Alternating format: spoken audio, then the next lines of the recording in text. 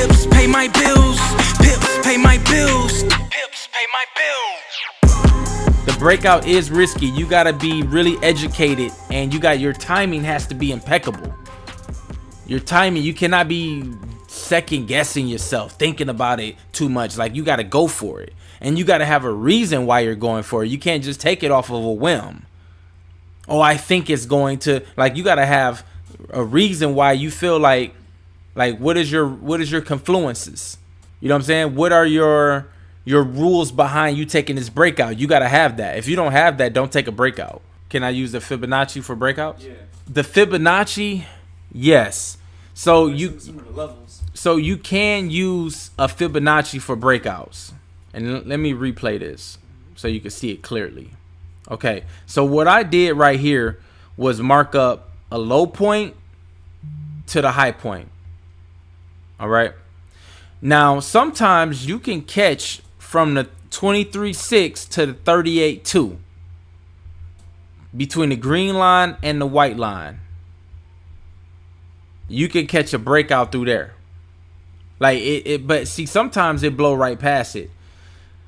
But like, what I'm saying is this right here. If you can identify that it's holding at the top, which is this demand zone, these two blue lines right here, these two blue lines right here. If you can identify that it's holding, you can catch a breakout from the green to the white on the Fibonacci level, on my Fibonacci, the way I have mine set up. You can catch a breakout from the green to the white. That's a scalp right there. 8 pips from the green line to the white line, taking a sale. Basically, it'll look like this. It'll look like that. But that's only if you can identify that price is rejecting the demand zone up here on the Fibonacci scale. And you need the Fibonacci to know where you're scalping to, where you're taking the breakout to. So that's how I could take a breakout on the Fibonacci. Now, somebody said, why not all USD? Because all USD is no money in that. The Sydney session and the Asia session, they're close, right? They're neighbors.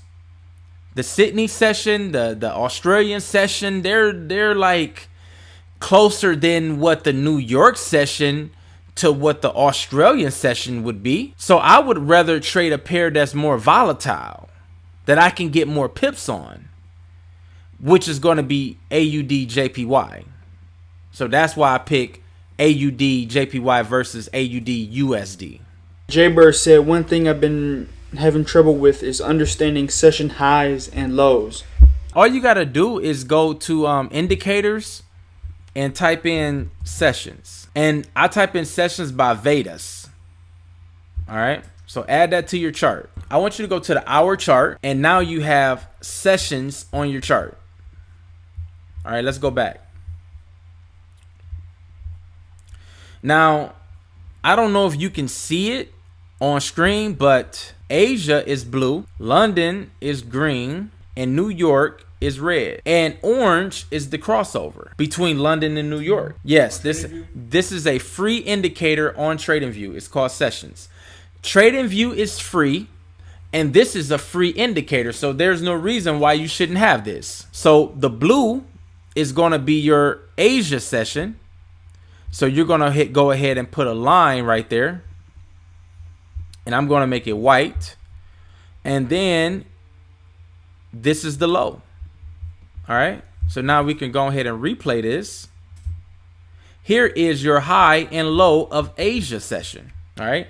And so Jumbo said it only limit for 2 indicators. Yeah, on unpaid. If you are a beginner, that is all you need anyway. Because you really should be putting your time into learning candlestick patterns and market structure and break of structure and change of character and all of that type of stuff, and supply and demand. You don't need indicators to learn that. All right. Now, if you are an advanced trader, then you should at some point made a couple dollars for you to be able to afford $30 a month to have more indicators. But you really don't need a bunch of indicators. I mean, 2 is enough, to be honest with you. And then, see, the thing is, you can put a 50 moving average on your chart, and you can put sessions on your chart. Now put sessions on your chart and then go ahead and mark up the high and the low of that session. Then take sessions off of your chart and put another indicator on, and you can rock it like that. All right, so GBPUSD. So mark up this golden zone right there. See that? So you got to mark up the golden zone because that's where price is at. All right. I wouldn't tell you to mark it up if price was somewhere. If price was somewhere else, I'd be like, you know, we don't need a golden zone, but we need the golden zone. All right. Now we're waiting for price to break above the 50 moving average and the golden zone to come back and then retest and buy, and we'll buy it up to the demand zone. So Zion said, can we put a trend line up? We cannot put a trend line up because this point has not made a higher high or broken the golden zone yet. So we cannot make a trend line yet. I know it is enticing to put a trend line here, but you can't do it yet. It's not valid. In order to catch a sale, you need to wait longer to see what it does here. You need to see if it's going to wick reject the golden zone, then you can catch a sale out of here. But you're going to have to wait for that. And guess what? If this ends up shooting up here and faking out, it maybe it closes, but then it comes right back down, that's a sell. Because it just rejected the 50 moving average. It just rejected at the golden zone. So if it comes up here and shows a wick and reject, and then it comes back through the golden zone, you better sell it. And we can sell that to the green line, the 23.6. What are my thoughts on XAU USD? Got to go to the daily. That's about to drop some more. But I will probably be looking at, because see, look at this. All right. So I would wait for price to break out. Everything is at a golden zone right now. Everything is pulling back, which is nice. Trust me, I don't get tired of no golden zone. The golden zone helps us. Wait to see what price do outside of that golden zone. See that golden zone right there? Boom, you're going to want to wait for price to break up out of there. Get it going and catch an entry when price break up out of there. And then you're going to trade it back down to this demand zone. But you also have to take note that there's a trend line right here. So price may come down here and work its way and then break through here. So you know you got a trend line break right here. But you still got this barrier of this golden zone sitting right here. So just keep a track of all of that. You know what I'm saying? So this is where I will look for entries at around this golden zone, sell it to the demand zone.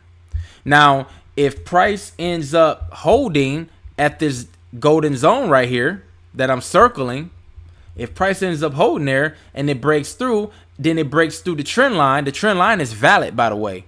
It breaks through the trend line. We're going to buy it back up to this green line right here. So make sure you watch that as well. If it break the trend line and retest it, would you take a buy, Jay? Yes. Mike Trades. Shout out to Mike Trades. Absolutely. 36 ounces said go to sell. Yep. Well, I don't know if it's a sell. I don't have a bias, team. Do y'all hear me what I'm saying? I don't have a bias. Like I said, my strategy is FTB, follow the banks. So whichever way they move it, I'm ready for it. I really don't care which way y'all go. I don't care if gold increases or decreases. I mean, in the sense of trading. Now, if you ask me for economy wise, that's a different answer. But far as making this money through trading, I don't care which way it goes. King Bird said, heard that.